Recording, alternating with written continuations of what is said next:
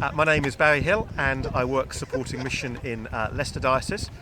And the one thing I've learnt about leadership of late is that it is a lot about grace and about greatness and how we relate to those two things.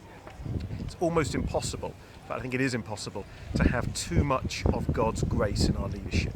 Too often we can be driven by guilt or fear or anxiety, and to bathe in all that God's grace is and to be reminded of that each day, because we know it theologically, but actually how it lives in our hearts.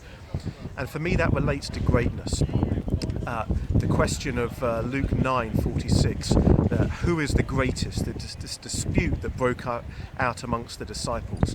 And I think it's a question that lurks in every Christian congregation, and it lurks in every group of Christian leaders, and to pretend it's not there is to cover over with a sticking plaster and make it worse. And so the question for us as Christian leaders is, how do we live with this question of who is the greatest? How do we live and repent collectively of when we have tried to put ourselves as the greatest rather than rely on the one who we know is the greatest, the Lord Jesus Christ? And so the question of how we bathe in grace and how we reject fallen greatness, for me, is what I'm still trying to learn at the moment.